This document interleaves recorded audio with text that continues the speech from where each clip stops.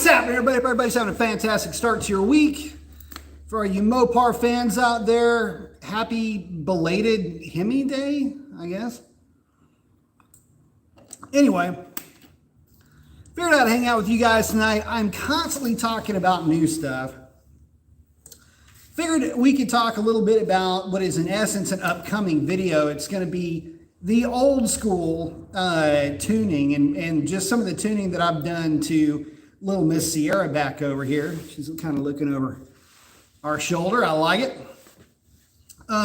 So main thing is to kind of get you on the journey of that. You know, a lot of people are always yammering on about their tuner, right? Like who tuned your car or what have you. In this case, this is just old school tuning 101. You know, this is the video that I'm going to make is pretty easy to comprehend, but I guess it is if you're of the old school. And it's a lot easier than you think. And it's one of the, how do you say it? It's one of those charming qualities of owning a classic. You know, you get to be your own tuner. And so in this case, the video that I've come in, at least the way I have it planned, is to show setting timing, setting the needle settings, you know, the main jet settings on these Edelbrock carburetors, and some 400 small block specific challenges. You got to remember that Sierra's running a 400 small block, and a 400 small block with what I think is a small, like an RV cam. 400 small blocks create kind of an interesting conundrum in that even if it's a stock 400, it's really not going to rev much past about 4,300 RPM at the very most. Most of them cap out right at $4,000, kind of like the big blocks did back then. It's basically just it's kind of a big block with small block heads.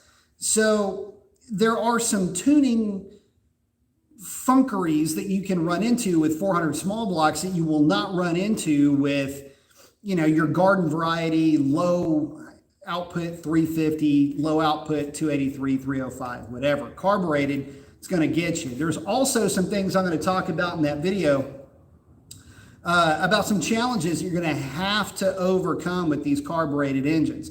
Namely, you got to figure out a way around vapor lock. And vapor lock is a very real thing. In fact, you can even see it on the gauge on this truck. You know, you first go to fire the thing up, it'll go to 9 PSI.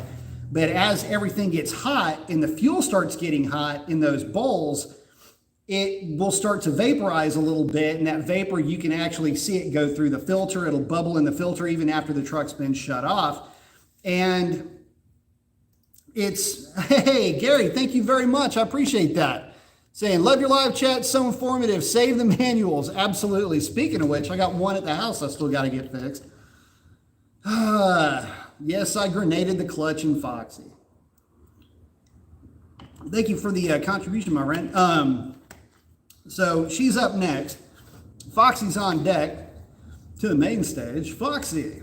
So anyway, lots of interesting things happen, especially with modern fuels. The truck's running a Holley red pump. It's a deadhead system, and what I may be doing with this system is running a vapor control filter that'll run the fuel back to the tank.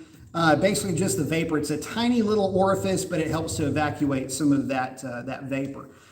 That being said, the truck now runs extremely well. This truck will peg leg burnout like you would not believe. And it's if you've seen the video that I put out, the truck now is running considerably better than what it was running then. So and a lot of that has to do with the carburetor tuning, getting the timing set right. Hooked up the wideband to the carburetor, did a lot of wideband tuning, everything from idle, cruise, power transitions, and wide open throttle.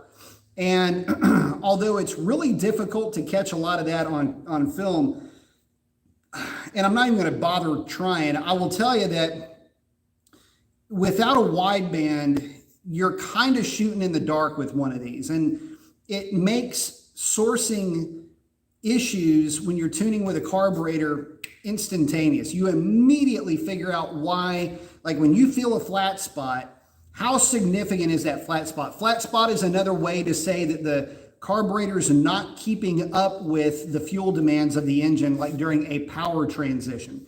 You go from cruise to an acceleration transition, or I'm sorry, from cruise you transition to accelerating, but you're not wide open throttle, but you have low vacuum. That is a power enrichment issue. You just don't have enough fuel. That wideband is going to tell you specifically how off you are. And I'll put it to you guys, you early birds here. Somebody take a guess at what the AFR was on the power enrichment with this Settlebrock carburetor on a 400 small block. Just shoot out your best guess for the air-fuel ratio for the power enrichment before I made the changes to this carburetor. Post up what you think that it was.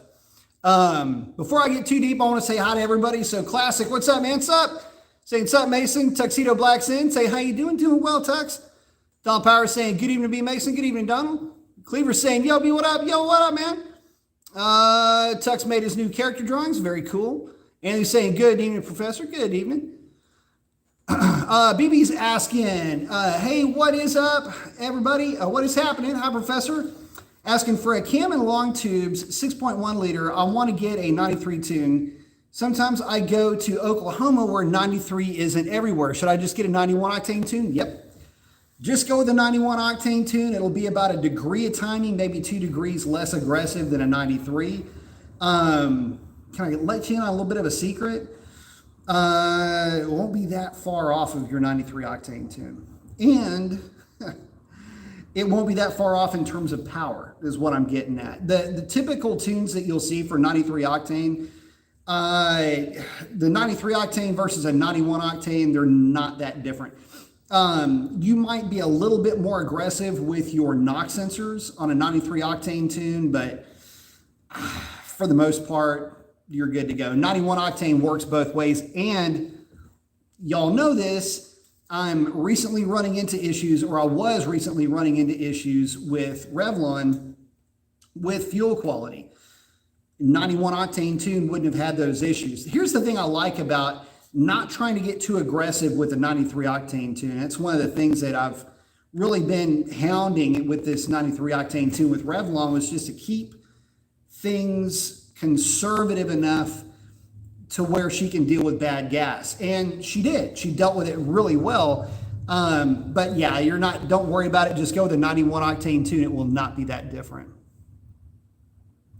Tuxedo's asking, did you do anything cool today with that truck behind you? Yeah, I did. I drove it around for a little bit, validated the tune, if you will. Did a little bit of work underneath the truck, but nothing too major. She is in a good mood too, by the way. Let's see. Nitro is saying, wasn't the clothesline on the fuel line supposed to cure that from happening back in the day? What he's talking about for vapor lock is what guys used to do is they would take clothespins, take 15 or 20 of them, and they would clip them onto the actual fuel line itself, the metal line that feeds the engine. In other words, it would act kind of like insulation, kind of act like a little bit of a heat sink. Weirdly enough, that trick does work. The problem is modern fuels, and it's the ethanol that's in the modern fuels. It just has a significantly lower boiling point. And because of that lower boiling point, when fuel would typically boil at you would maybe have this situation happen in significantly higher temperatures, the phenomenon is just happening at lower temperatures. So that's why electric fuel pump and deadhead system, and I'm going to also go with that vapor return filter, and that'll help things out a lot. Let's see. Oh, Kobe's saying, Mike 92, I'm wondering the same thing. I live in Oklahoma. What's up? What's up, y'all? Kobe's saying live. Smoking 05 saying, hey, Professor Mason, what's up, man? Smoking 05 saying 10-0 AFR.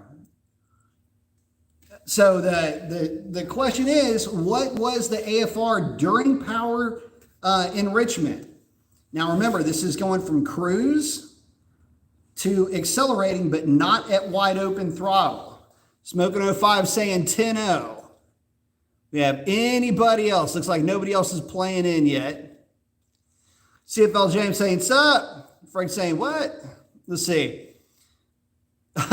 Brian saying, hey, Bia, just bought the Draggy, and I have to say I love it. Very accurate. Those are fun. Smoking 05 is checking in with Tux. Oh, Tux, yeah, man. You got to check out some old school. Kobe saying he has not been able to get to the track, but with the 309, what time should I be seen in the quarter? I am in love with the new Gear 2. Car feels amazing. Man, I tell you what, mid-10s, 1060, 1050, 10, low 1070, depends on your elevation and your tire choice. But if you've got that thing on a drag pack, mid-10s are going to be pretty easy. Mid-1060s, low 1070s like clockwork.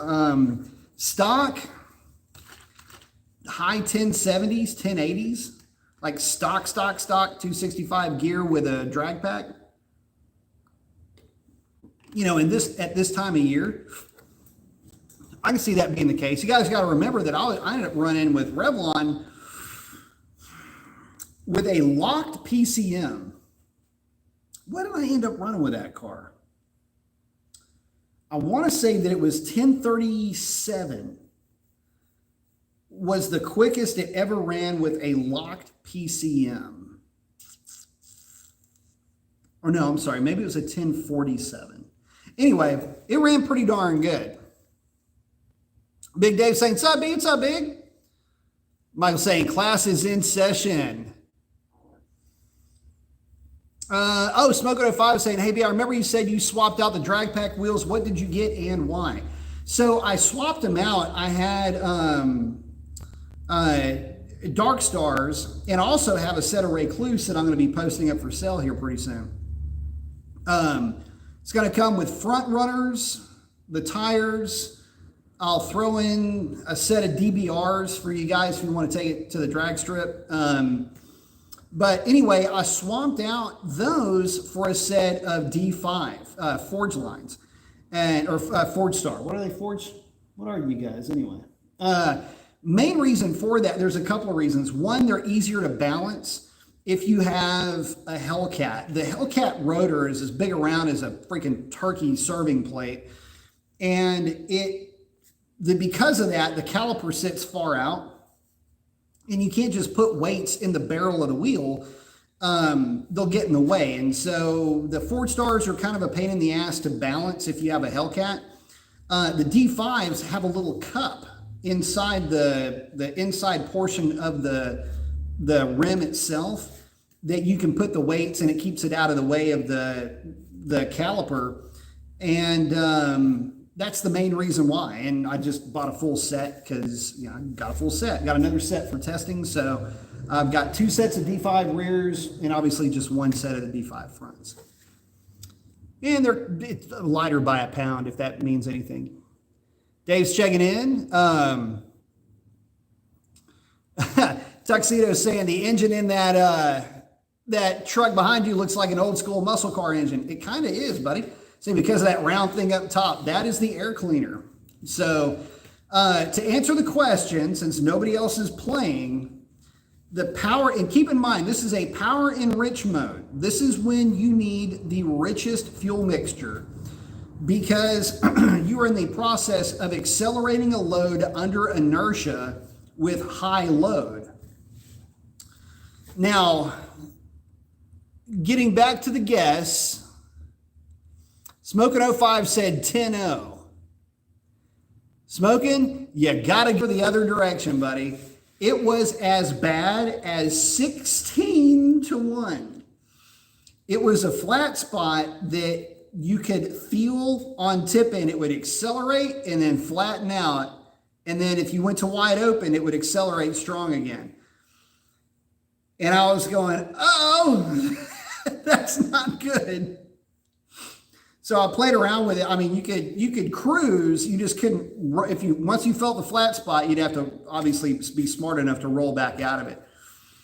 So the trick to fixing that with these Edelbrock carburetors, and I know a lot of people don't like Edelbrocks, or they'll say that they don't like them. And for the most part, they say that they don't like them because if you put them on a dyno, an Edelbrock won't necessarily make as much power as a Holley.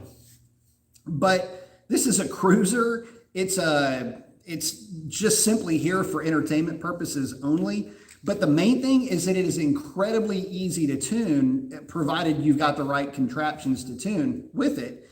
And believe me, the difference in how much power it'll make is not very much, one versus the next. At least not for purposes of goofing off conversation, right? The way that these carburetors work, they're basically a Carter clone, Carter aluminum frame body AFB carburetor. And they have jets, just like all carburetors do, but they use a needle valve.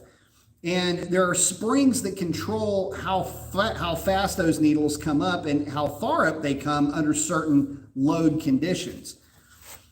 So I put the stronger the spring, the faster it's going to pull that needle out of that seat, allowing more fuel to come into the engine.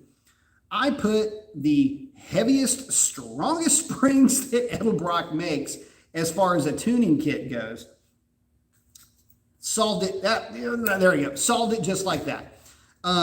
So at cruise, it's at about 14.0, 14.5, right around in there. At power enrich, you'll see the enrichment go to 11.0, and then it'll come back, because that's your power shot. It'll come back up to about 12.5, and at wide open throttle, she's about 13.0-ish. So pretty much right on point where I wanted her to be. In fact, it acts exactly like a fuel-injected engine from an AFR standpoint. So Smoking goes, wow, that's not enrichment. No, it's definitely not enrichment. In fact, here's the funny thing about it. I thought my wideband was broke because there was no way I was going to have this thing under power enrichment mode go to like power enleanment mode. But it definitely did. So it's like, what the hell? So anyway, my local O'Reilly's was able to get me a set of springs basically overnight. They just did an in-store transfer. It's kind of funny. My local O'Reilly's, and I know there's a lot of O'Reilly's out there that are like this, that still cater to a lot of the old school hot rod guys. So you can get some goofy, like, not necessarily hard to find. They just merchandise them well. Oh, one other thing with these carburetors, you will absolutely need to run a double spring with it. If you don't run the double spring, it will hang the idle, just because there's not enough force to close the throttle blade. But anyway, they were able to get me that spring. It's called a step-up kit, and part number 1464, by the way. And I just used like the 8-pound, or I should say 8-inch step-up springs, which are the heaviest you can go.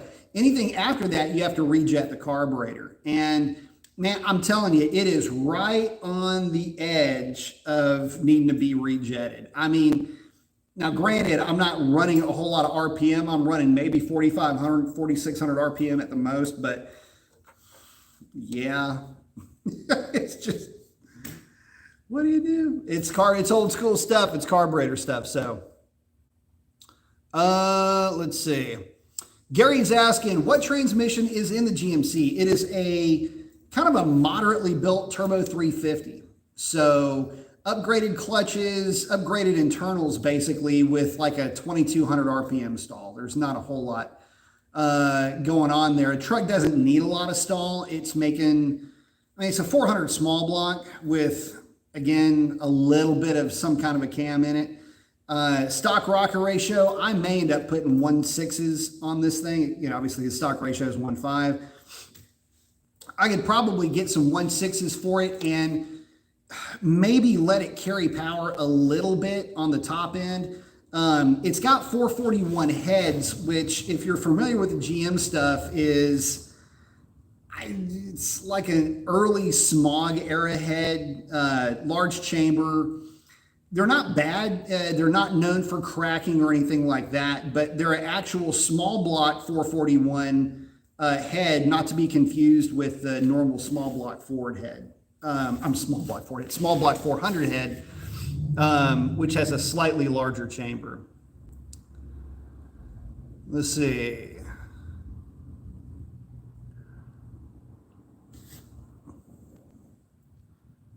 Tux is saying, like cars, of course, talking about his drawings and stuff. So the interesting thing about doing old school, working on old school stuff, doing an old school build or a project or anything like that, is that it's weird in a way to do it and still hear folks, like all the chatter in the background about LS swap.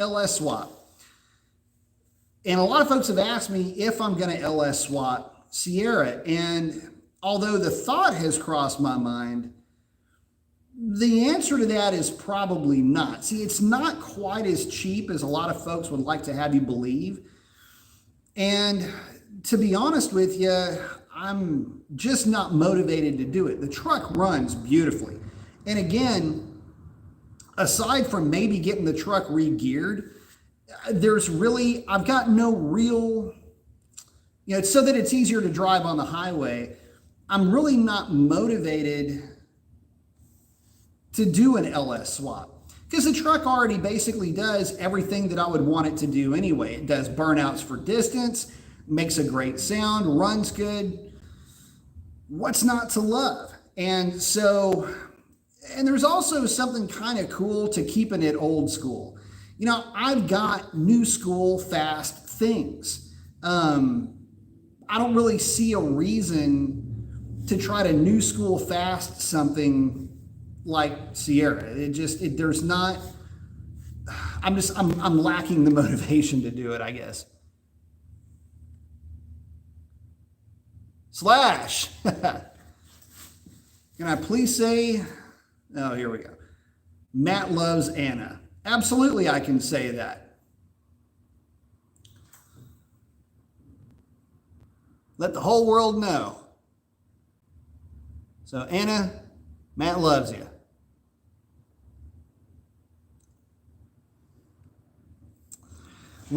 Colby's asking, what is the weight of the GMC? The GMC weighs 4,200 pounds, if memory serves me correctly. Smokey Blair saying, hell no, I'm 54, love the old way. What carb are you going to run? So I am running the new ABS2 650 CFM Edelbrock carburetor. And I know it's an Edelbrock carburetor, but they're easy to tune. And actually, like I was saying earlier, this one does like eerily well with this engine combination. Now, again, there was some tuning that had to take place. In fact, it was not a plug and play situation. When I put the wideband on the car during power enrichment mode, this thing was so lean. I'm surprised. What's funny is I'm surprised it wasn't pinging. But again, having big chamber heads, low compression, big O cylinders, just chunking in there. Flame fronts are slow. I mean, it just wasn't going to be as affected as, say, a higher compression. The danger really wasn't quite there for the pre-detonation or the pre-ignition, I should say. But yeah, it was, that's what I was saying earlier. Air-fuel ratio was as bad as 16. Actually, it was 16.5 to 1. I'm just driving down the road. I had my LM2. Where did I put? Oh, it's on the shelf over here. I had my LM2 in my hand and I'm rolling into it just to see what the number was going to be. And so I'm cruising along and I got the LM2 in my hand and it's rolling into it and its tip in looks good. It goes 14.0, 13.2, 14.0, 15.5, 16.5. And I'm going, wow, it's rolled out of the gas. I'm like, yeah, that's not going to fly. That's not going to fly at all. So, got the 1464 kit from Edelbrock, swapped out the springs. And the truck, it feels like it picked up about 60 foot-pounds of torque. So you go to roll into it, then you roll into it a little bit more, much better power shot, much richer charge. So I'm probably going to bump timing up a little bit. I'm going to see what it's going to act like with a little bit richer, with a little bit more timing. But, oh, that reminds me. So it is running an HEI distributor. HEI distributors with their stock curve are good for 20 degrees of timing at 3,000 RPM. So 20 degrees of total advance at 3,000 RPM. So you take that advance versus your initial, and that's your total advance. So you will need a timing light where you can dial in your timing value, and then you just line up your balancer timing mark. Whenever it goes to 0, that's what your timing is. You just sit there and hold it at 3,000 RPM. If you're at 32 degrees and you're wanting 32 degrees, you're good. If not, just play with the timing until you get it right. So you're just trying to figure out where you're at if you don't know where it's at. But obviously the GMs are easier than the Fords in terms of setting timing. So, but yeah, this one, see, when I got it back, it was about 8.5, 9 degrees-ish. The truck seems to like 12 degrees initial, gives it 32 degrees total timing. Now, for you old school guys, that's going to be real familiar. You will have heard this your entire life about 32 degrees total timing for a small block Chevrolet. The 400 is probably going to want a little bit more than that. I'm probably going to bump it to like 13 just because I've got, I've got a bigger bore. Got a 4 1/8 inch bore. I've got large chambers. I'm thinking this truck will take a little bit more time. Throw another degree at it, it'll be okay. But I don't know. She already doesn't really care about fuel quality. And when I'm telling you, this thing will do a smoky burnout. I'm not kidding. I mean, it will just absolutely rip the tires up. So.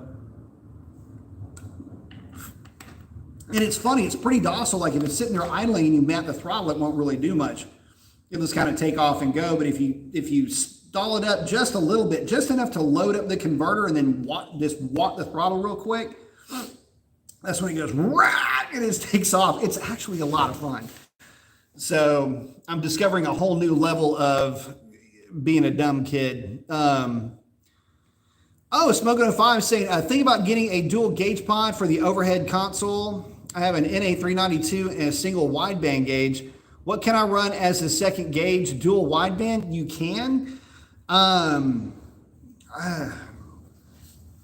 dual wideband. You could run, here's one I would run. I'd run a vacuum gauge, a vacuum / boost gauge.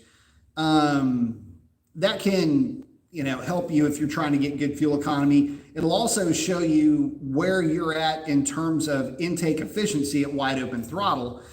So you could run that. Twin AFRs never does you a whole lot of good. If you're running long tubes though, I will say this, twin standalone AFRs will let you know if you have an exhaust leak. So that can be beneficial, kind of warn you if there's something goofy going on, something gets loose in there. That'll definitely warn you because that bank will go lean. What else? I mean, that's really it. Fuel pressure, maybe. I mean, you start getting into some systems that are kind of redundant because you're already monitoring them, so to speak, through OBD2. I'm trying to think what would be cool to have in there. If you ever decide to go boost later on, you'll already have your boost gauge because vacuum and boost would kind of be all together. I don't know. It just depends on what you're going for. But that's some things you can take a look at. I'm trying to think, what else could you put up there?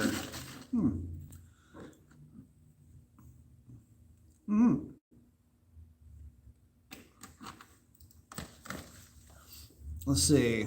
But good question, though. Tuxedo's asking, do you still have your Hellcat? Yes, I do.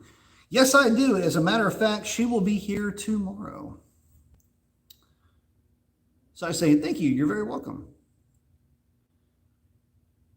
Gary's saying, 4,200, same as my 2020 Challenger. No shit. Yeah, and about the same aerodynamic coefficient, too. By the way, so let's talk about the elephant in the room. When you're talking about one of these old school cars, you've got to understand that the driving experience is going to be different. You have to remember, this truck has very slow steering. You're just like turning and turning and turning to get the thing to turn, right? This truck at 100 miles, at just shy of 100 miles an hour, basically it runs out of RPM at about 95, 97 miles an hour. It will do 100 miles an hour if you stand on it and stay in it. But the way that it's geared, it won't go any faster than that. But it's eerily quick. And that's one of the weird things. It's got like this 30 to 80 mile an hour pull that it's not supposed to have. Something like that isn't supposed to pull like that. And what's fun is cruising along at 30 miles an hour. If you guys are, again, if you're not old school, you won't understand this, but 30 punch was like the number. Like, how does it hit at 30? How does it hit at 50 or 60, right? So I always had that 30 to 40 mile an hour hit and then the 50 to 60 mile an hour hit. This thing, you hit this thing at 30 miles an hour and all hell breaks loose. You hit it at 50 miles an hour and it'll bark the tires. So it's yeah, you know, when it hits. I mean, it's like, what the hell, dude? It's just a shitload of fun. I mean, you understand. So anyway, the fun thing about it is that when you are driving something that is inherently not necessarily 100% in your control, then speeds like 85 miles an hour become legitimately questionable. And it's not to say that you can't make one of these things stable and run at high speeds. You absolutely can. But I think the point that I'm trying to make here is that this one isn't there yet. And so I had taken the truck out and was just going AFR, checking what AFR was, doing high load, high speed testing. This is to test the truck at maximum coefficient of drag, maximum load, maximum RPM. It's just something that you have to do. And when you're collecting data, it's kind of the same things that you would do with any car that you're collecting data on. This is the part where everybody goes, oh, that sounds like so much fun. And then you high load, high speed load test 5 cars and you're already bored with it. After about the 12th one, you just go, God, somebody else do this. Anyway, this truck at 90 miles an hour, keep in mind, it's still climbing. It's getting near or past its power peak. The thing is screaming. It sounds like a freaking NASCAR, just and I'm holding on to this, and I've got the wideband, and I'm looking like this. And I mean, every little steering input, because it's not like this truck is like hunkered down. Yet you feel that the weight transfer, and I'm kind of rowing this boat going down the road at like 90 something miles an hour. So I roll out of the throttle. I don't ever want to do that again. If it had a different gear, it'd be a lot different because it wouldn't be loading up the chassis as much or anything like that. And you could actually cruise at those speeds and it wouldn't really be that big of a deal. But because it's got a 410 in it, it is wailing going down the road. I mean, it's just... So when people go, is it fast? I'm like, it is the fastest, slowest, tire smokingest appliance you've ever ridden in. And that's the only way I can really explain it. It's just a whole lot of fun. But again, I'm checking the tune, I'm checking the data, everything looks good. It's just, I'm watching this because I'm paying attention to, okay, what's fuel pressure, make sure we're not running into a vapor issue and all these other things that can actually happen with these carbureted setups. So there's a lot of things you have to keep in mind with an old school vehicle. And I mean, with modern fuel, they can just die in traffic because they're just simply not getting enough fuel. So the idea was to make some really hard, long hits with it, reading air-fuel ratio after it had been significantly warmed up to see how long the fuel system could keep up with vapor and things like that with the engine. And surprisingly, for a decent amount of time. So just like anything else, you'd be playing around with it too much, you're going to run into a vapor issue, but it didn't really affect air-fuel ratio all that much. So just good times with Sierra, y'all. Smoking say he wants a dual gauge pod because his OCD will not allow a single. I understand that. The symmetry bug. Nitro's asking, have I thought about a fuel injection conversion for the GMC? Same motor, just fuel injected, maybe the drivability is fine as is. If I decide to end up doing that, what I'll do is I'll pull the tank that's in the cab. I'll do a reload tank for the back and run something like the Holly, whatever they're going to call it these days. Run something like that system in it, and that would serve to basically round out, a fuel injection type setup. It's not outside of the range of possibility. So I've thought about it. It's just that paper though, and the truck's running so good right now that I really can't complain. And with a couple of tweaks and a little tickle here and a little adjustment there, you can get it really good. And like I say, the AFR on this thing now at tip in for fuel enrichment goes to 11 because you have the initial squirt of fuel. It levels out really quickly at 12.5, and then at wide open, it's like 13 to 13.2-ish, 13.3. So I'm pretty happy with that. And, you can always make the case that, fuel injection would be better. I wouldn't want to have the fuel injection messing with timing. I just let the HEI deal with that and only deal with the fuel injection from a fueling point of view as a fuel delivery system and not worry about any of the other stuff because the HEI for this thing is just fine. Let's see. Steve Bell saying, I got a 20,000 mile 03 3500 Silverado dually 4x4 quad cab from a 92-year-old man. Very cool. Needed a tune.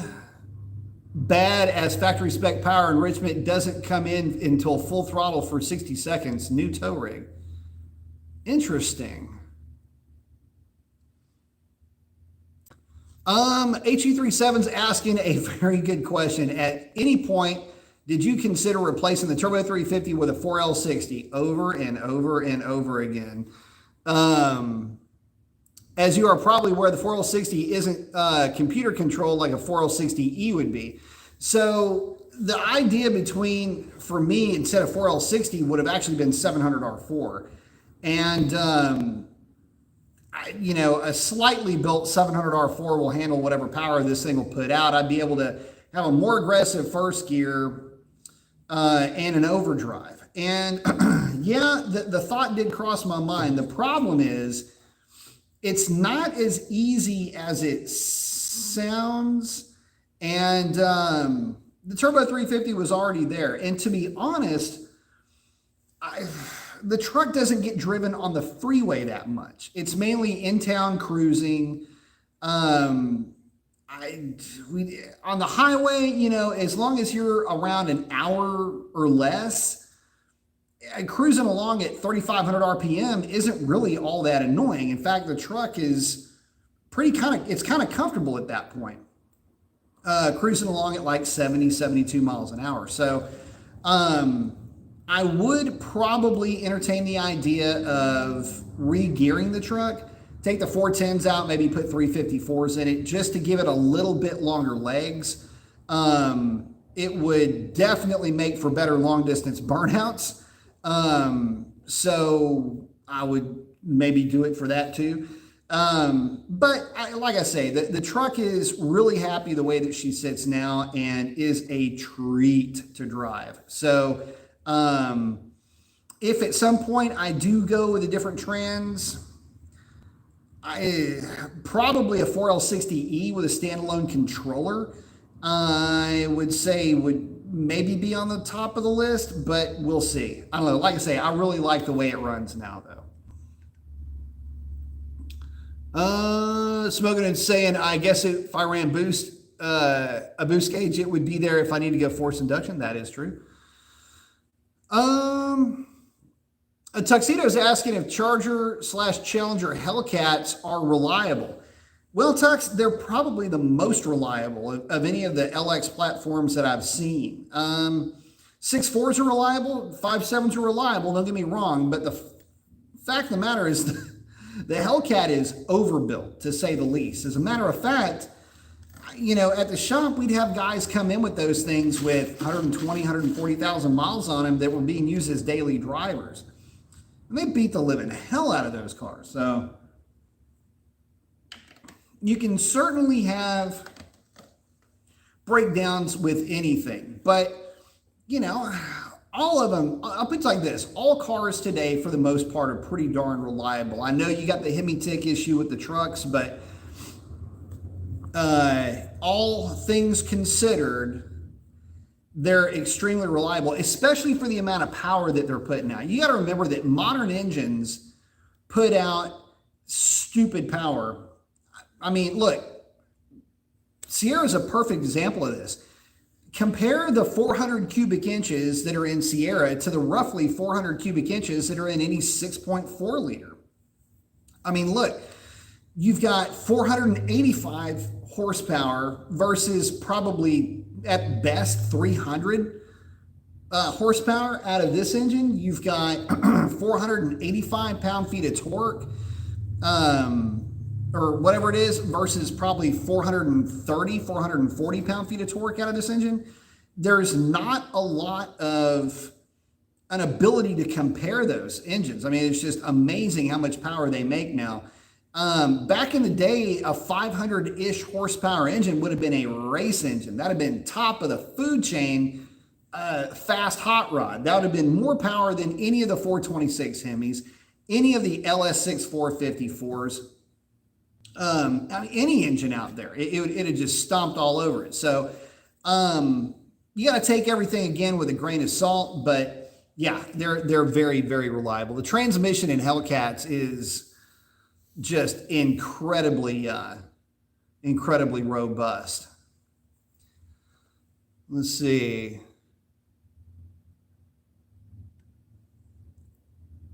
Smoking at 5 saying, I ordered the factory rear seat delete kit. Nice. Now for the weight and try to figure out where to store my rear seat. Mine's behind a couch in my office. Cleaver saying, stop it, B. Now I miss my G-body Elco. Dude, you want to talk about Elcos, man. I am still on that Elco stuff. God, what's the GMC version of the Elco? Sprint. I have tried to find a Sprint for so long. They're tough to come by, but yeah, no, man, I love Elcos. Like, I am Elco guy. So I'm going to say, I remember cruising at 110 in a 69 Barracuda in high school. It wasn't pleasant. Yeah, and you weren't cruising at 110 either. That was getting to 110. I've been there before, man. What's funny is back then, the way that the cars were geared, like almost all cars had 308 or 262, 273 gears. They would all do 120 miles an hour, and it was like, are you sure you want to do this? It's kind of stupid. You know, it's back then we go, man, we did 100 miles an hour, or man, we did 110, you know, and it's like, yeah, you did. And you survived to tell the tale. Nowadays, I mean, you're cruising down the highway, you look down and you're doing 90, and it's like you don't even know it. You don't even realize it. Tuxedo's checking out. Uh-oh. So for those of you that don't know, the shop is near Velocito, and as such, you'll hear guys heading out. Now, tonight, getting a little bit of weather, I'm sure, by the end of the night. So if they're going out to have fun, they better make it quick because it's going to be kind of weathery for the next couple of days. Fingers crossed that this Friday we'll have some decent weather and get to the drag strip. I am absolutely losing my mind, about to go stir crazy without any track time. Clutch 292 said, "Hey B, just got a new Hellcat clutch. Put in for my M6 Scat. The shop told me it should be around 200 miles to break in, but other people say 500. How many miles would you say?" I'd go by the 500. And again, no hard launches. Don't ride the clutch. Don't do anything like that. Just be mindful with how you drive the car. You know, nothing high speed, you know, just kind of vary how you work the friction material in, and you should be good. I know some guys will say 200 miles. Other guys will say you don't have to break them in at all. I usually err on the side of caution, but I'm also a little bit of a bitch when it comes to that kind of stuff. So take what I'm saying with a grain of salt, but you know, anything 250 miles and up, you should be able to be a little bit more aggressive with it. The main thing you don't want to do is you don't want to glaze the clutch. No real hard launches yet. Do not run any sticky tires, anything like that. Now, if you're running stock tires, your rear tires are your fusible link. You're going to turn the tires into smoke before you hurt the clutch. But again, don't never try to hold a manual transmission on a hill. You know that, but just, for lack of a better way of putting it, just be real mindful with how you drive it for the first 200 miles and then drive it, but don't beat the thing like a rented mule for the next 200 or 250 miles, and you'll be right as rain with that.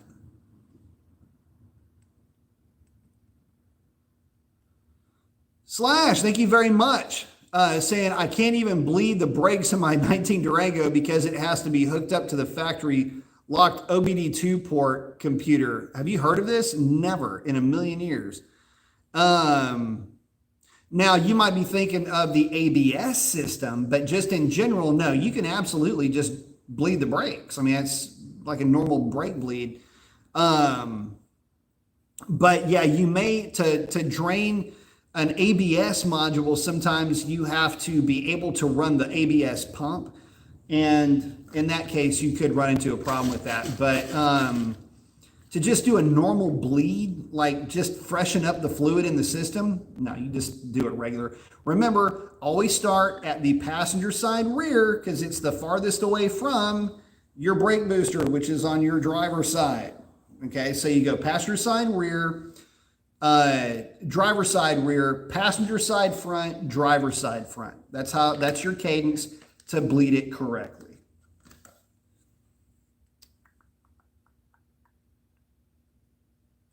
Let's see. And again, thank you, Slash. I appreciate that.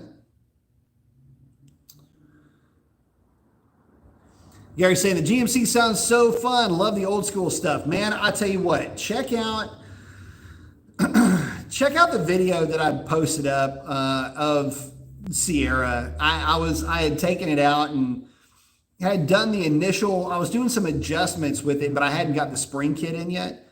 And so anyway, there's a couple of more minor adjustments that I do need to do to it. Has more to do with throttle.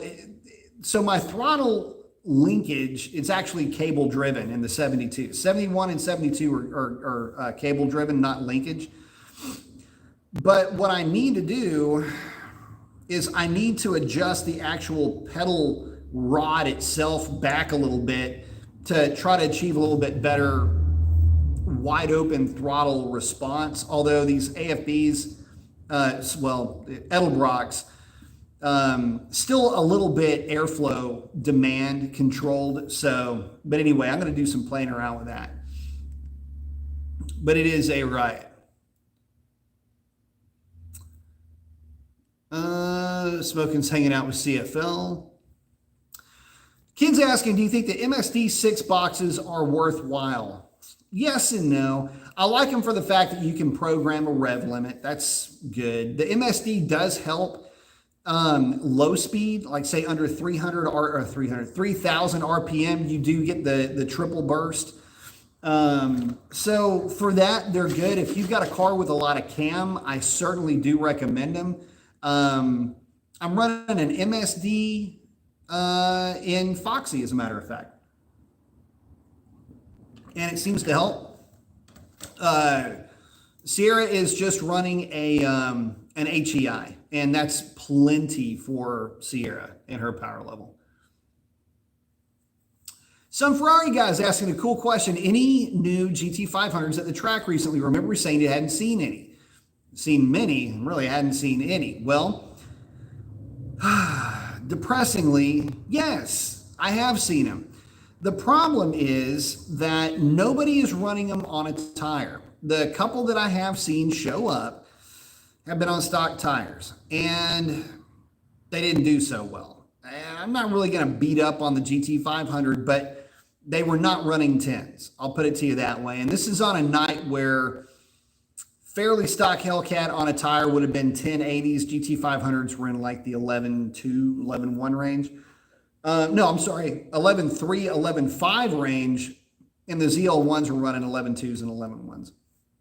So that kind of puts things into perspective. If the Mustang would have been on a tire, though, I'm sure it would have been a completely different story, but you know about the ifs, and they weren't. So my curiosity remains unfettered about that car. I'm still very intrigued with it. I want to see him do well, but we got to see him at the track. And it wasn't the last time, it was time before last I was at the drag strip. I lined up against a pulleyed Z06, C7 Z06. Guy said it made like 650 something to the rear wheels. Automatic car on a tire. Same tire I was running, ET Street R's. And even though I cut a better light, had the launches been identical, I would have still beat him. And I'm mentioning that to say that that's where Revlon is now. I mean, now keep in mind, it would have been a very close race. And I was trying to line up with the guy again. I actually wanted to give him a shot to run that one back, because that night I ran a 10. It was real muggy, kind of funky. I was running 1050s, high 1040s. He was running mid 1050s, low 1050s. And I thought, man, this guy is like just a really good launch away from giving me hell. And that was until you looked at the mile an hour. And the mile an hour was identical between the two cars. He may have had a mile an hour on Revlon.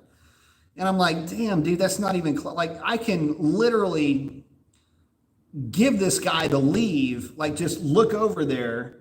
When I see any movement out of him, go to wide open throttle, and I will either we'll be door handle to door handle, or it'll be a tie going through the traps. So anyway, I say all of that to illustrate a point. You've got to be on a tire, and to play in the 10-second zone, it's obviously going to be a modified car of some kind. I haven't seen a GT500 run low 10s just stock out of the box, car for car. I haven't seen it. I've seen 1060s. I've seen 1040s, I think was the quickest I've seen. And I could be wrong, but I just haven't seen him go much faster than that. So awesome car, fast car, just didn't show up to the track with the right shoes, man. It's like trying to run a 100-yard dash with work boots on. It just doesn't work out. Carrie saying, run the old 80s throttle body car, the TBI.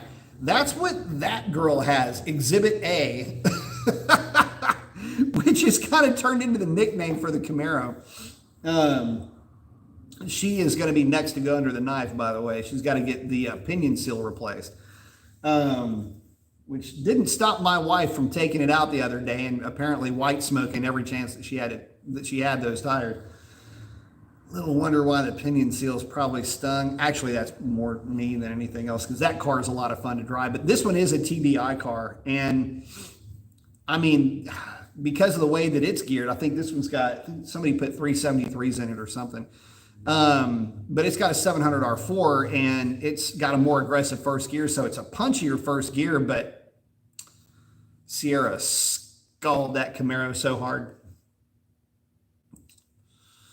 Let's see.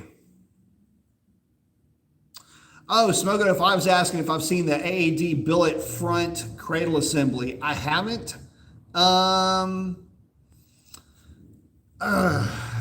So a lot is being made about weight loss and things like that for that LX platform. We'll see how it does. I'm not immune to giving stuff like that a look, especially if it means that it can shave 40, 50, 70 pounds off the front of the car. Now, you know, is it worth it? That's up for you to decide.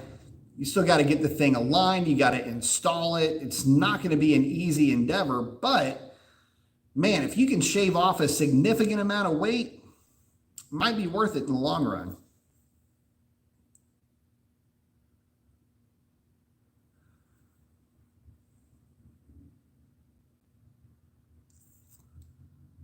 Let's see.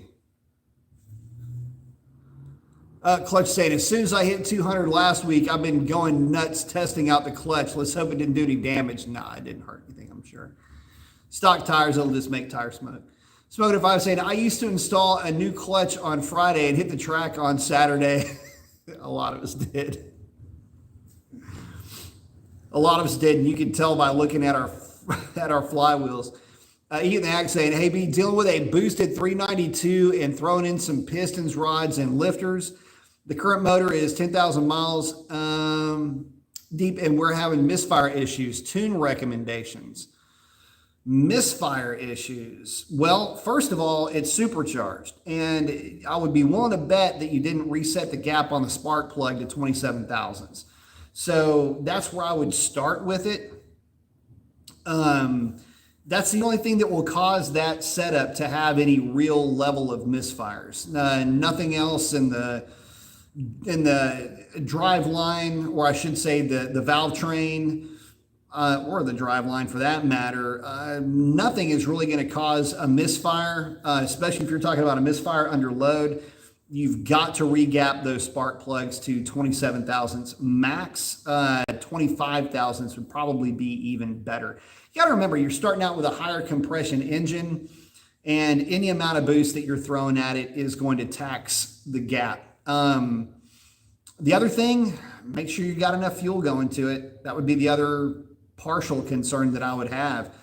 On that wideband, you're going to need to see, 11.5-ish AFR to make sure that you've got, proper cylinder to cylinder fill. So, just my 2 cents. That's what in my experience, though, that's what's caused that. And it's easy, by the way, you're in good company if you forgot to gap the spark plugs, because I'm guilty as sin of that. Let's see. Oh, Gary's checking in with clutch. Very cool. Smoking If I was saying, when you remove your passenger seat, how do you secure your laptop to the drag strip, or at the drag strip? It's kind of there. It's just kind of hanging out with me. So it's just along for the ride. It's just sitting down there. There's actually a, if this plane is the floor, there's a part where it kind of bumps up and cruises over. That's where it sits up against. And yeah, by the way, I made a pretty good habit of cooking the living crap out of myself working on Sierra.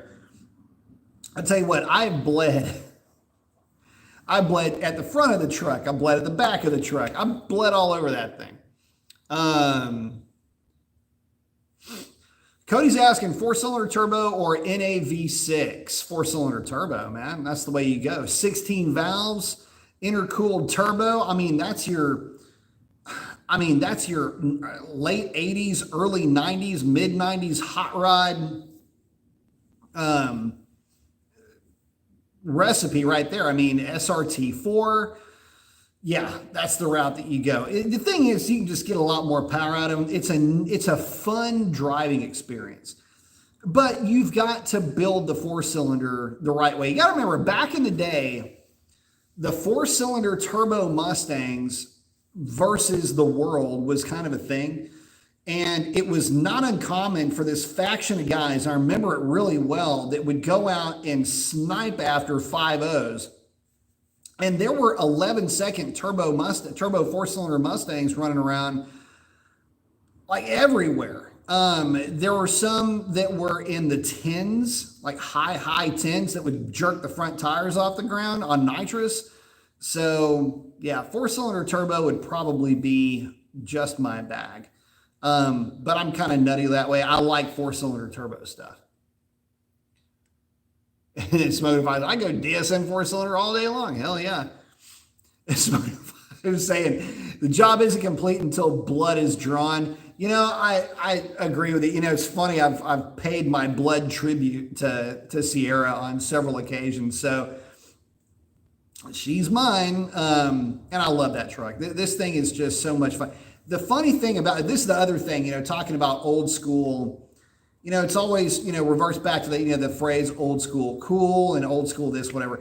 The truck just puts a big grin on my face, and I don't have to be burning out to have fun with it. You know, it's, you know, you just get in it, it burbles along, and it does burble truck stuff, and it's just fun, man. I like it.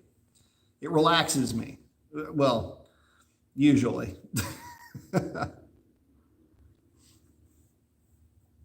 Cody's saying four-cylinder turbo with the appetite of a V8 when you floor it. Well, and that's the other thing. I mean, you got to remember that the four-cylinder turbo, it's just not going to be as efficient as a big V6. You know, if you have a 3-liter or 3.5-liter, you know, high compression V6, you can make 300. I mean, nowadays, the going rate is minivans make 285. I know my dad's V6 truck makes 300. You know, a lot of the cars make, you know, 300 plus, 330, I think is what the Camaro makes out of that V6. I hear you.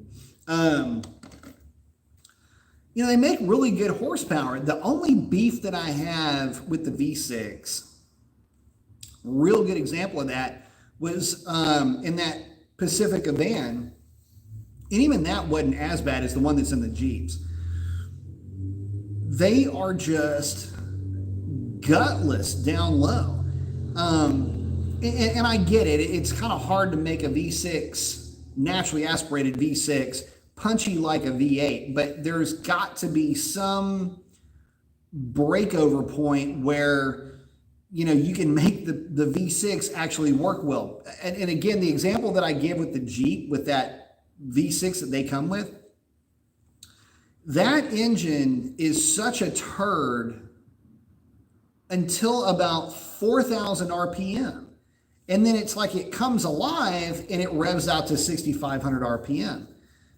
The problem with that is that my wife's Jeep has the 3.8 liter V6, so slightly larger V6, but it's a 2-valve, and it's designed to be just a torquey V6.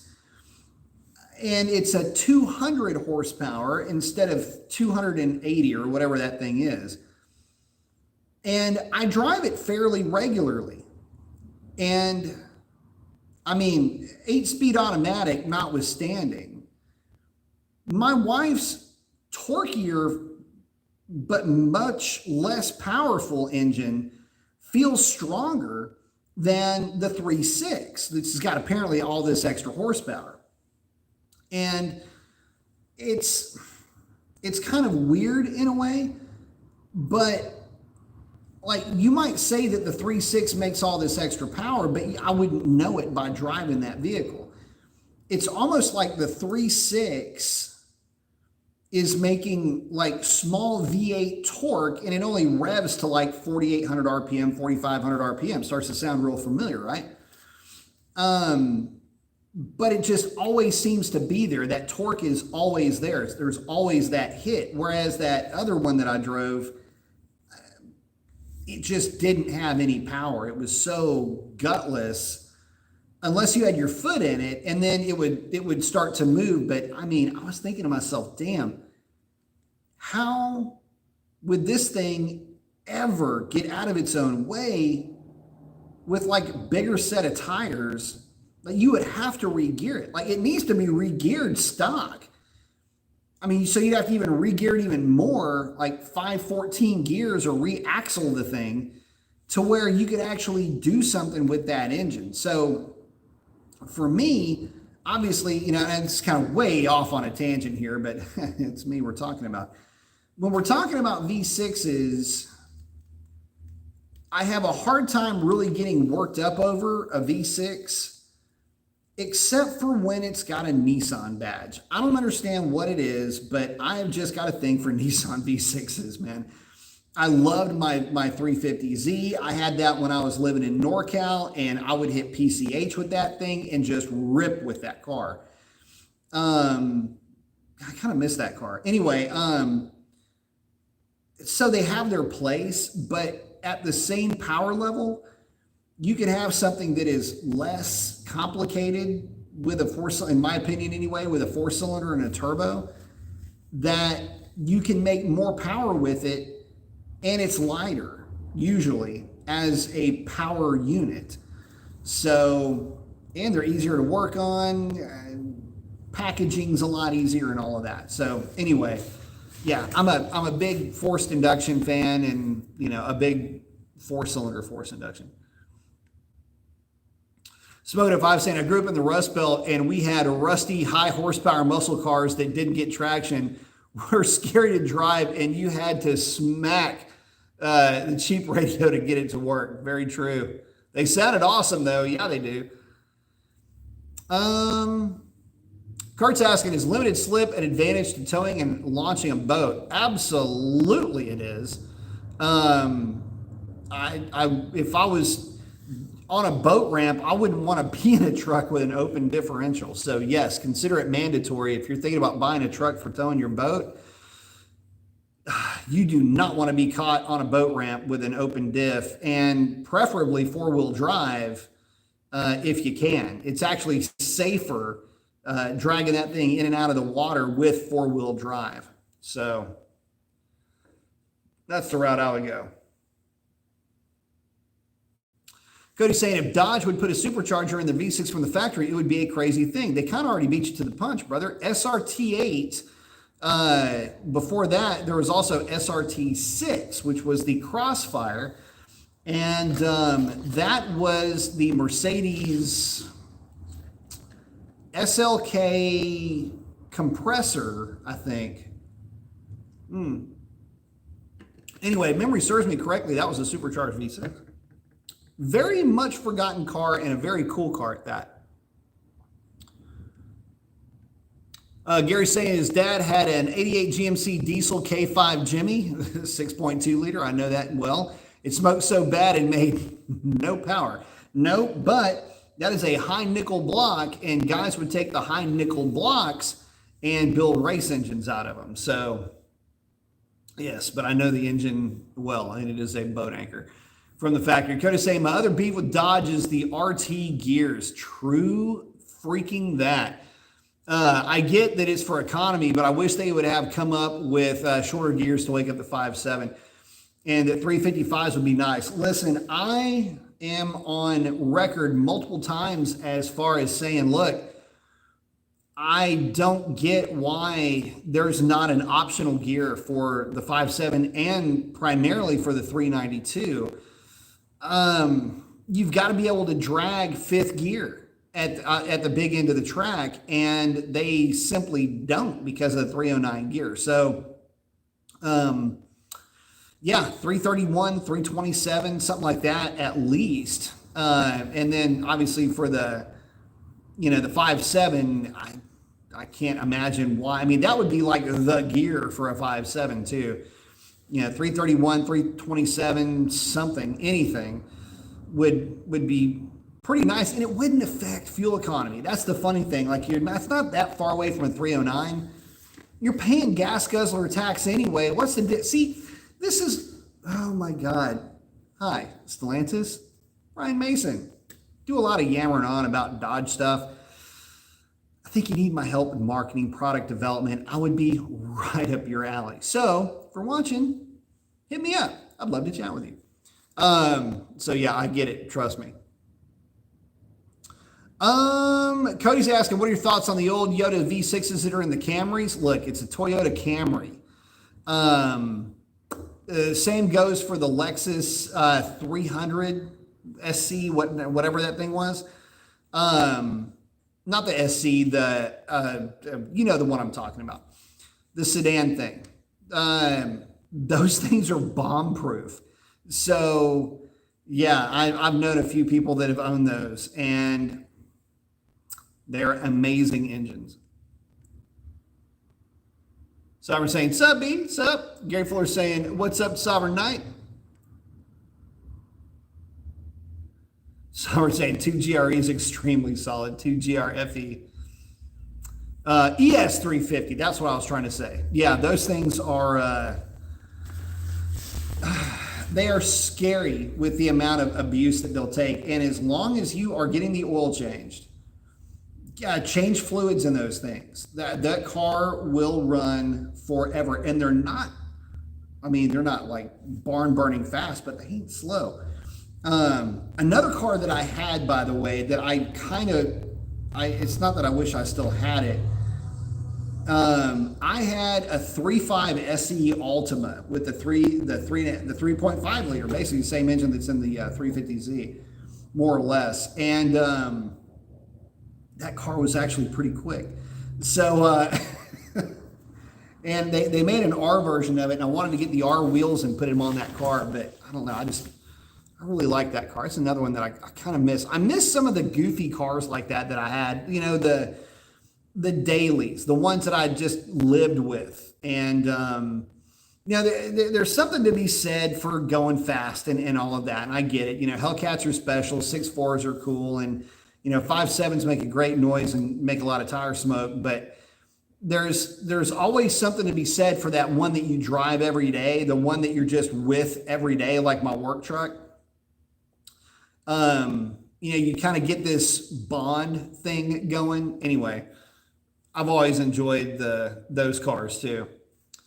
Oh, Cody's saying it's scary to think that Toyota has the power to build fast cars, but chose reliability. Their V6s and V8s are strong motors, but are held back by tuning, which reminds them of the RT. So the funny thing about Toyota is, yeah, no, when they build something, they overbuild it.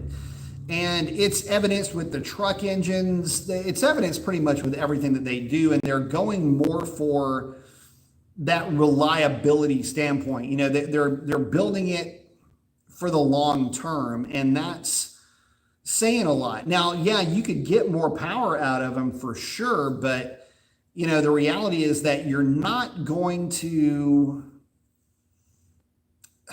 Even though you may not win a lot of races with one of those cars or trucks, you'll win an endurance race for sure with them. You know, the funny thing is the TRD Supercharger, you can ramp one of those trucks up to about 550 horsepower. So certainly not slow by any stretch of the imagination, not weak or anything like that.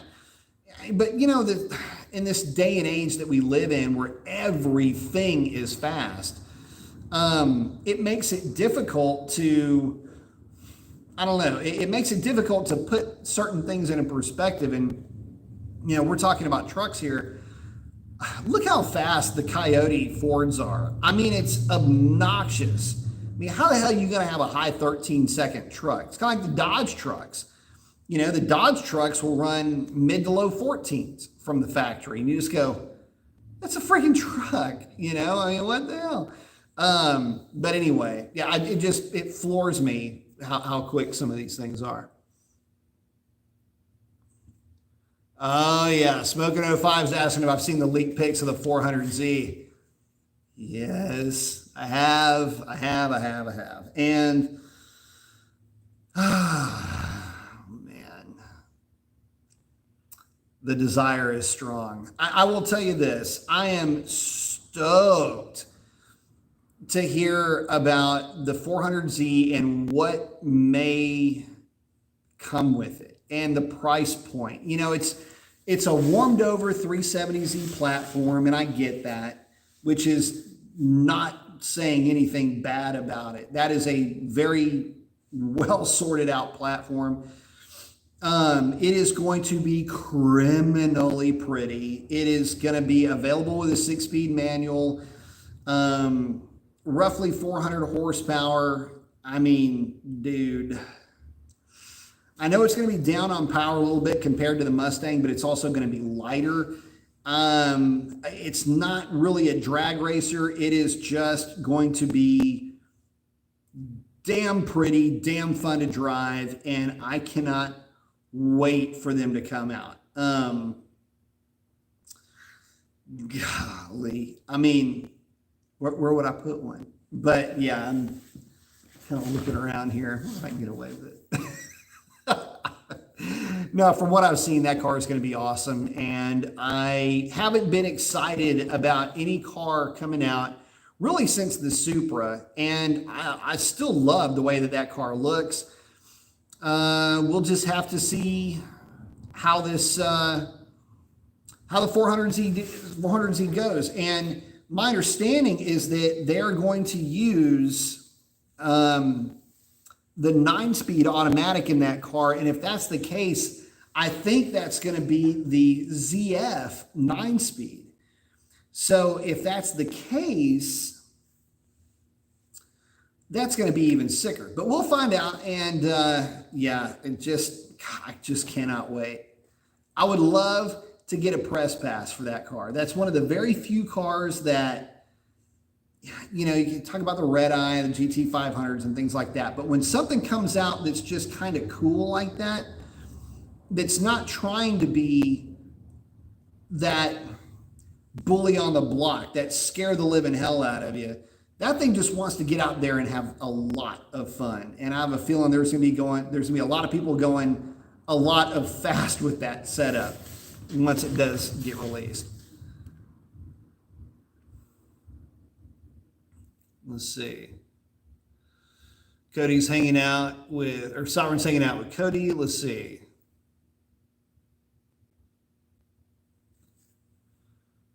Donald saying, daily, my 2000 RT Dakota with a small stall and computer. Yes, Shorty's playing fun. Absolutely.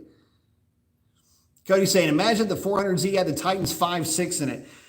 You know, that would be really cool, except I think it would take one thing away from that car, and that is that it would lose a little bit of that. I don't know. I think it would lose some personality with that engine. It'd be great if they could figure out a way to shoehorn it. I know that modified versions of that engine were being run in 350Zs for Formula Drift back in the day. And you can make a bunch of power with them for sure, but make a lot of power with a twin turbo V6. And I have a feeling we're going to be seeing once tuners get a hold of that thing, it's going to be pretty much game over, I think. We'll see. I mean, look at what they've done with the Supra, okay, the Z4, I get it, but look at what they've done with the Supra so far. Yeah, and then here comes the 400, so we'll see how it does. The August is checking in and saying, what's up, B? It's been a long time. Is modding a Redeye worth it? Knowing it's traction limited from the factory, other than tires, is it worth getting more power? Good question. Yes and no. Here's the thing, man. Yeah. So the Redeye on 93 octane, believe it or not, that car comes neutered from the factory. The problem, though, is that you're running up against the limitations in 93 octane gas. From the factory, a 309 Redeye on a tire is incredibly quick. It will 60 foot better than practically anything on the road. And I mean, aside from the fact that you lose some top end power because of efficiency issues with that supercharger, and the fact that I'm gaining real estate on a Redeye on the big end of the track, the fact of the matter is that I have to gain real estate. I have to reel in a Redeye. Modifying it doesn't really take you too far. So far as I can tell, you start trying to get more out of it and you run into, again, the limitations of what 93 octane can deal with in terms of boost and weight and inertia, and more importantly, downstream temperatures. Redeyes have got a lot of nannies, and one of those nannies, as all cars do nowadays, but one of those nannies has to do with downstream temperatures.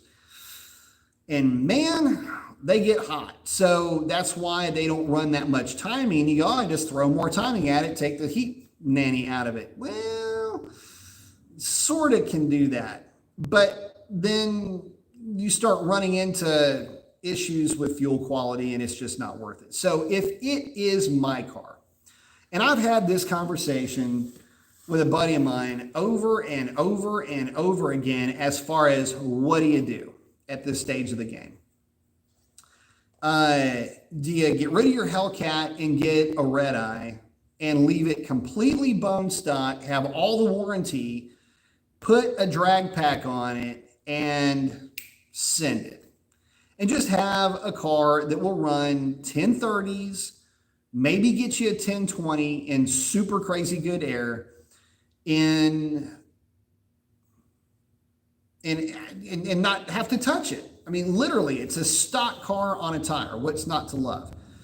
That's what I would do if I had a Redeye. I would leave it absolutely stone stock, do as much weight reduction modification as I could to it, but just leave it stock, tire, rock out, have a low 10-second car in really good air, have a 1050, 1060 car in kind of air, and just enjoy it, man. And with a 309 gear, by the way, you got to remember that is a real happy car to drive. Everything about a Redeye that is really good has to do with the fact that it does have that lump of a supercharger.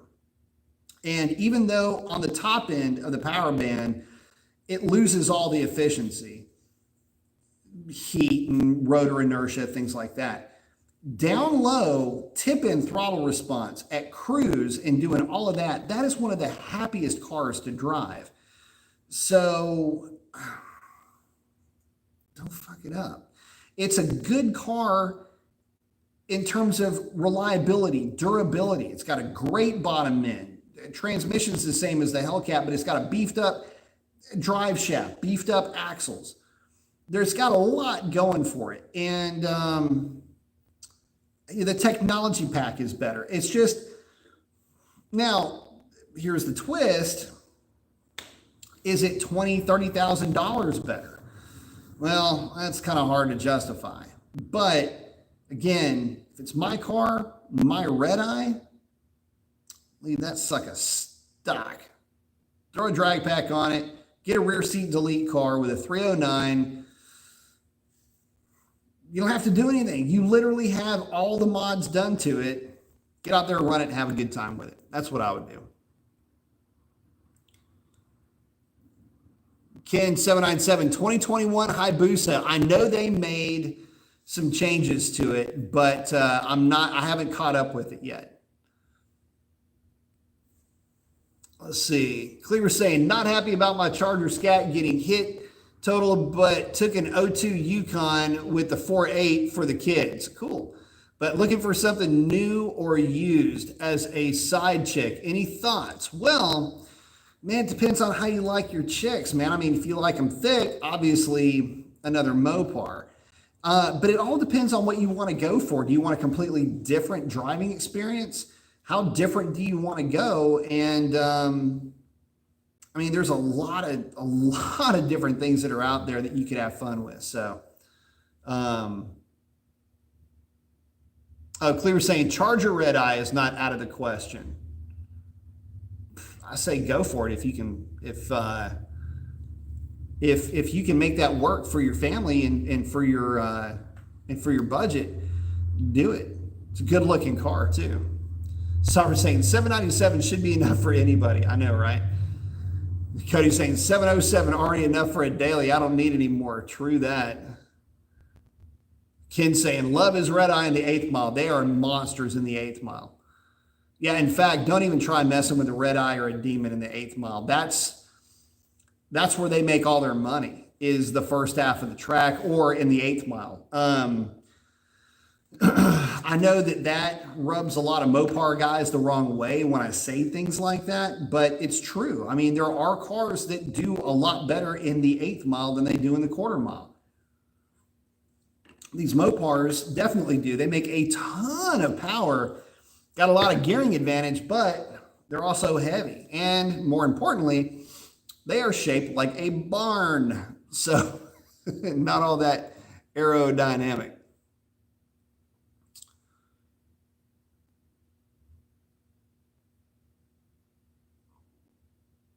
Sovereign saying, how about that drag pack at the event pulling an 8.1? Insane.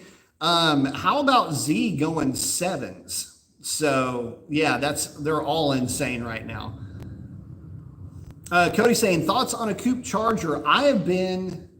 So if you go back about a year ago, I was talking about how much I love the Challenger, but from a youth perspective, from somebody in their, I don't know, late teens would be a little early, but mid 20s to mid 30s, maybe early 40s, that you need something for those guys in that sub 50-year-old range.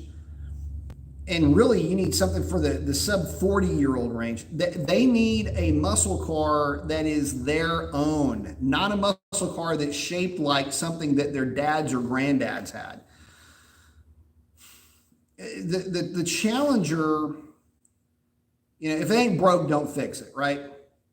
The Challenger is, oh God, it's gloriously behind the times when it comes to updates, right?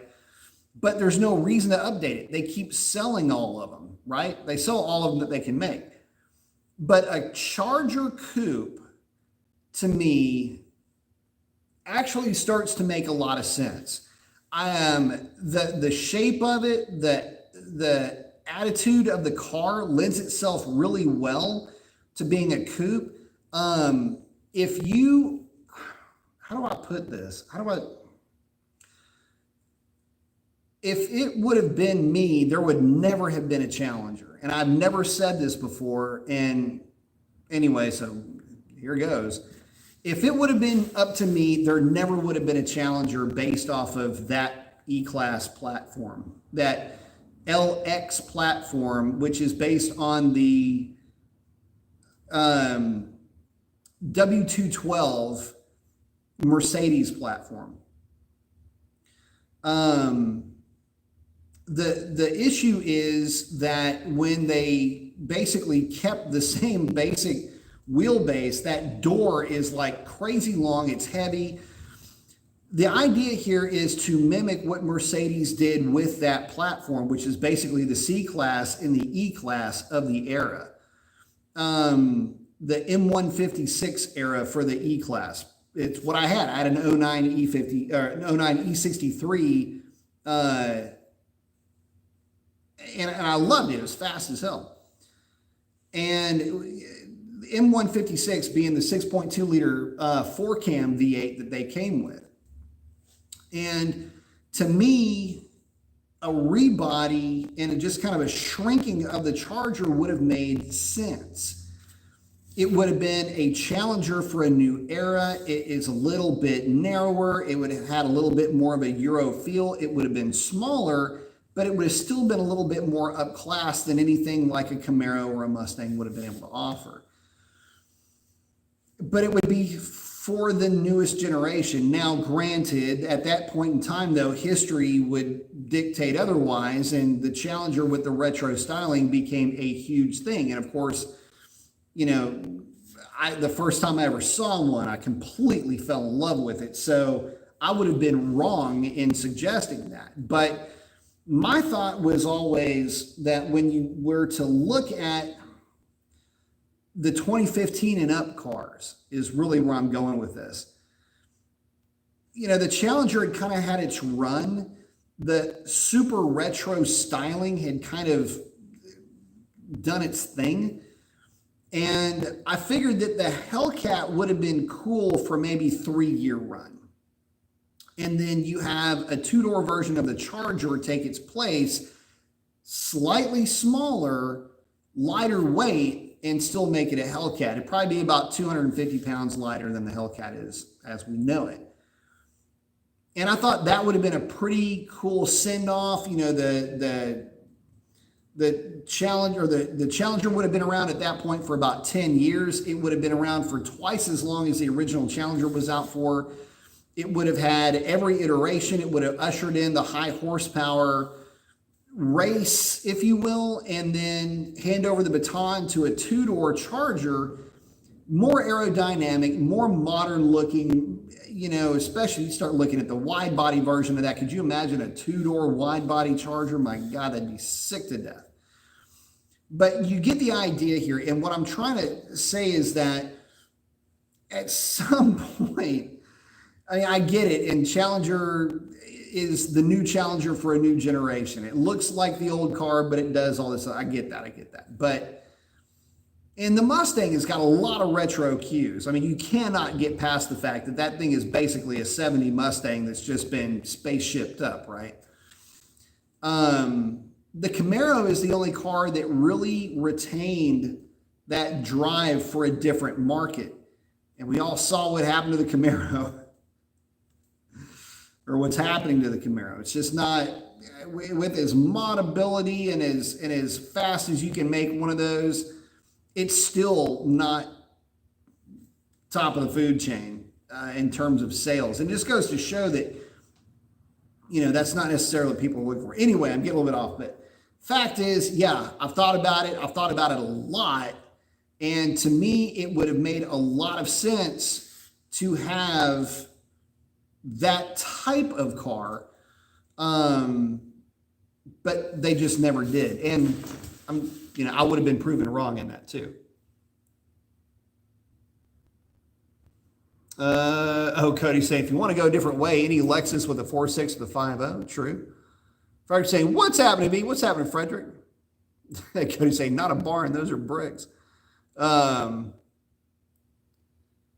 see. Speedfree saying, hey, B, how would a centrifugal supercharger set up on a Hellcat motor do, given less heat soak and more power on the big end? Worth it? So a lot of folks have tried going that route back in the day, except they went turbos on Lightnings. They would just put an NA manifold on them and run turbos. The Hellcat would suffer the same fate that every other centrifugal supercharged LX platform would have, in that, yeah, you could get more power out of it, but because they are so gutless compared to the positive displacement down low, damn, I mean, it sort of would be good. I mean, what intake you gonna run? I mean, basically you're back to more or less having a small, well, let's be honest, the same stroke as a 5.7, same bore as a 6.4. So it would more or less be like putting, you would need to run about 15 pounds of boost to get anything out of it, even through the mid-range. It would be kind of slow. So certainly kind of dead down low to drive, unfortunately. And it's going to want to rev. So you're going to be pushing RPM out to 6,900 RPM. So obviously a spring pack would have to be involved at that point, in my opinion. I know a lot of guys run those cars to 7,000 RPM. I don't like seeing them that high, but you can get away with them on occasion, but they're going to want to run RPM for sure. Gary's asking, is the Tremec in the Scats a good transmission? Yes, it's very good. Summer Night saying it's a brick that's thick, but it's quick, but it's old, but that's its charm. Very true. Oh, Hibby's saying, any chance of a throwback Charger looking like the 69 or 70? So, nah, well, I don't know. I mean, I've said no, and then you had the thing that the Elephant engine was marketed with. There's an aftermarket company that was doing rebodies on Challengers to make them look like old school Chargers. A little bit short in the nose for me, but I mean, they're out there if you want to make your car look like that, but I just don't know that Dodge is going to go that route. I doubt it very seriously. Some are saying LX is thick. Cody's saying the four-door Charger is already a handful. The coupe would just make things out of hand. Well, that's the Challenger for you. Let's see. Sovereign Knight's hanging out with Himmy Dad. Let's see. Spoken 5 saying for a 392 Kenny Bell, Whipple, or Magnuson supercharger, I'd go with the Maggie every time. I can't get over the look of the E-Force. It's too square and flat. It doesn't look like an engine. Well, the thing is, the E-Force uses a Maggie now. So, and it's proven to be really good. But if you don't like that, then go with the Whipple. I would not ever run a Kenny Bell at this day and age because they're heat pumps like you wouldn't believe. Now, that being said, the punch down low, like the initial hit down low is good, but they do run hot. No question about that. Let's see. Cleaver saying he ran his Scat, but tune is slightly modded during the pandemic, so no drag slip. So Hellcat or Redeye is in order, but is there anything else you respect that is a tad bit of a back seat? Man. Depends on what you're going for, man. I mean, 550 BMW, any of the AMGs, any of the E-Class AMGs, obviously I'm always going to be a fan of those. But that may not be your cup of tea. If you want something American and something that's going to be durable, I mean, you cannot go wrong with a Charger. It's got the back seat, it's got all the power. And here's the one thing about them. They hold their value like crazy. And the problem is if you decided to go Euro, they just don't hold their value. They are the quintessential depreciation machine. Now, if you want to go something quirky and different, you can go with, find you one of the Hellcat Durangos. Obviously, the Cherokee, the Trackhawk is another fun way to go. If you want something a little bit bigger. But as far as cars, sedans, the quickest is going to be that Charger. Let's see. Sovereign's hanging out with Himmy Dad. Oh, Cody's saying a 501 F-150 with a supercharger is a modern day Ford Lightning. Yeah, there was a company in Georgia, it was a dealership in Georgia that was selling Roush supercharged 5.0s on short bed, regular cab, two-wheel drive, and I think you can get them in four-wheel drive. Maybe not. Anyway, F-150s, and they had their own wheels made that kind of looked like the old school Lightning wheels, and they ran good. Cody saying, Kenny Bells worked best for the 4.6 Mustang. Yeah, a lot of guys ran Kenny Bells back in the day. Speed Freak saying, think about upgrading his 05 Ram 1500 5.7 to a newer model as a daily. What can be done with the 2013 and newer 5.7 for performance? Well, first of all, don't really mess with it unless it's a 15. There's a lot of guys that have said that the transmission tuning can get a little funky in the 13s and 14s. I never ran into that problem with my 14, but it might have been a later model 14. You can go headers, you can do tuning, 6.4 truck intake manifold, cams. I mean, you got to remember, a lot of weight reduction. You can unbolt a lot of truck from that truck, and I end up with something that runs really, really good. So there's always that to consider.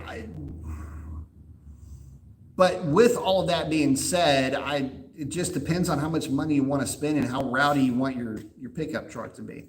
But just a bit of a tune change, a little bit of transmission tuning can make those things act pretty happy. Let's see. Smoking 05 is out. Hemi's asking, do they have a Challenger wide body scat model? I've been looking for one. Yes, they do.